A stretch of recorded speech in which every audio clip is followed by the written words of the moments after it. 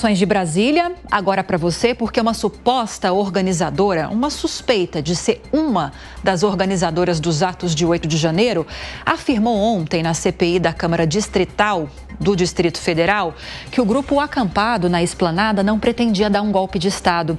Yasmin Costa já está aqui ao meu lado para trazer informações ao vivo sobre isso para a gente, porque, Yasmin, o nome dessa mulher, dessa suspeita de ser uma das organizadoras, é Ana Priscila de Azevedo, e ela disse que, na verdade, a ideia era fazer com que as Forças Armadas atuassem como uma espécie de VAR nas eleições.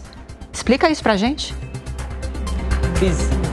Exatamente, Lívia, fizesse uma fiscalização de todo o pleito eleitoral, que era muito questionado por essas pessoas que acamparam depois que foi proclamado o resultado do segundo turno das eleições, fizeram uma grande mobilização aqui em Brasília e até em outros estados, a gente acompanhou isso. E o que Ana Priscila disse aos deputados distritais?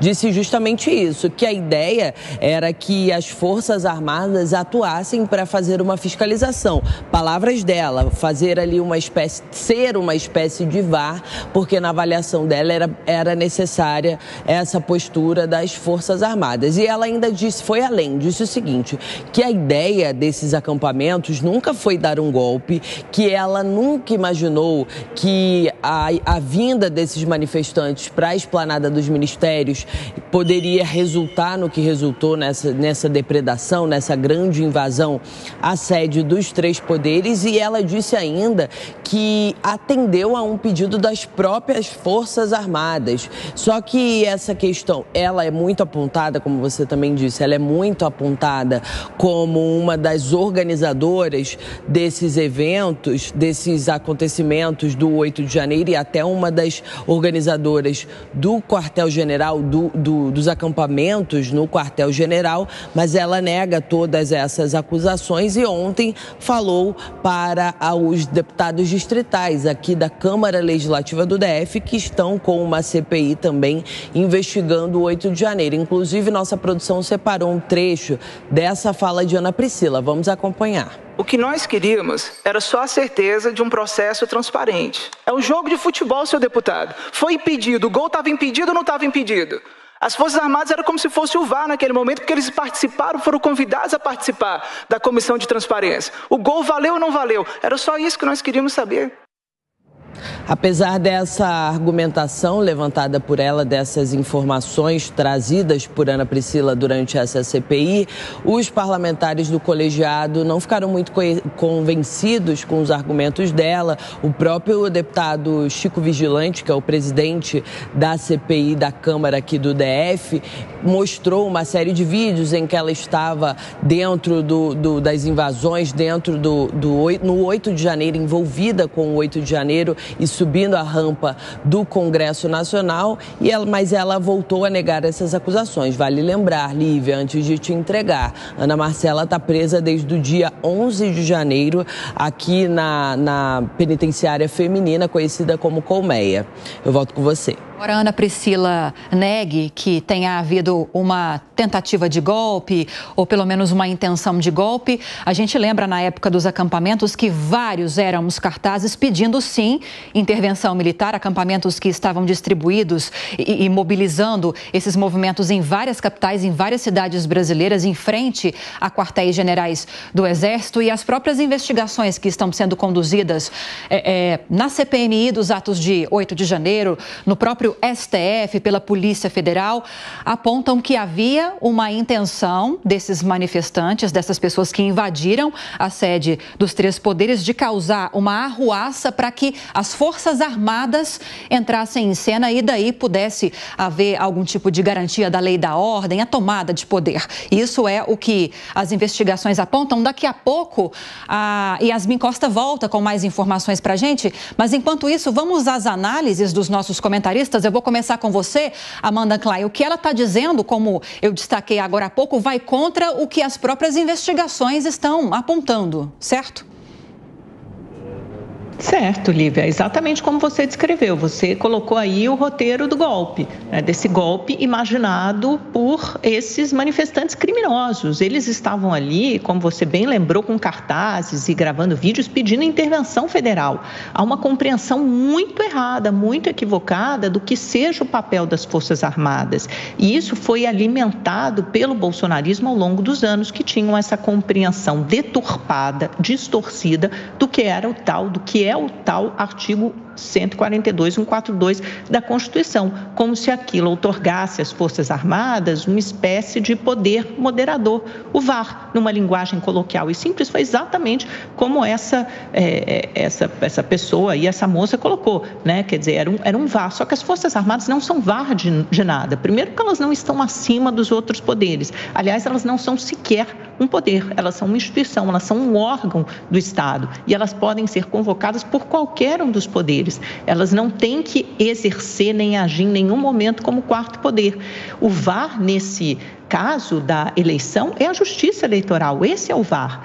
Porque eles têm essa previsão constitucional. A intervenção federal é inconstitucional. Não há em nenhum momento da nossa Carta Constitucional a previsão para que as Forças Armadas ajam como poder moderador ou com uma intervenção federal. Portanto, o que essas pessoas queriam lá era exatamente, naquele dia, no 8 de janeiro, ao invadir as sedes dos três poderes, eles querem ser tratados hoje como se fossem quase adolescentes, como se não tivessem noção direito do que estavam fazendo, como se fosse algo menor. Eles querem minimizar a gravidade do ato, mas isso não pode ser minimizado. E a Justiça, o Supremo Tribunal Federal, por meio dessas condenações duras, críticas, tem colocado essa estaca no chão para fincar, exatamente, traçar essa linha e dizer, olha, daqui você não pode passar. Isso é um ataque antidemocrático, isso fere de morte a democracia e será condenado e punido com veemência. Cláudio, decisão judicial você pode até discutir, mas tem de cumprir, não é? No momento em que o Supremo Tribunal Federal diz, por ampla maioria, 9-2, por exemplo, que havia uma tentativa de subversão do Estado democrático de direito, atentado contra a democracia, esse tipo de discussão ainda cabe? Bom, a discussão, ela não só cabe, como ela é fundamental. Não tem nada a ver com o depoimento da Ana Priscila aí, que, aliás, ele apenas atesta o porquê nós precisamos discutir. Uma coisa é a decisão judicial, Colombo, e outra coisa é o debate público. Neste debate público há um aspecto que está sendo deixado de lado, mas que é importante, e eu vou aqui lançar a mão da própria decisão do Moraes, aí, da própria sentença que está sendo dada, foi dada pelo Moraes em vários outros casos e acompanhada pelos demais ministros. Tem um aspecto ali que é que esses vândalos que entraram, tentaram depredar e tudo, eles tenham aulas de democracia. Só que eu acho que vai além, e por isso talvez seja importante a sensibilidade dos ministros para um fenômeno que não é restrito ao Brasil, mas mundial. Nós temos pessoas que estão sendo alvo de lavagem cerebral através de aplicativos de mensagem, de redes sociais, e isso é feito de forma robotizada, isso se transformou numa ferramenta política.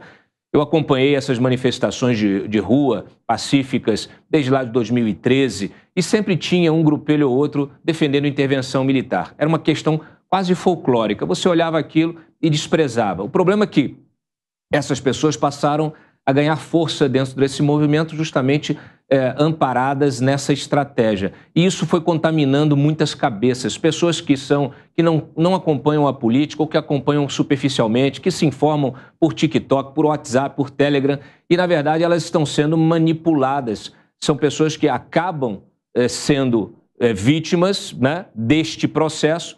Elas naturalmente não têm consciência clara nem do seu papel de como exercer a sua cidadania, muito menos do papel das Forças Armadas ou qualquer coisa que o valha. Então é preciso um trabalho muito forte de educação política para essas pessoas e um trabalho em cima dessas redes e aplicativos de mensagem para evitar que esse mecanismo continue sendo utilizado.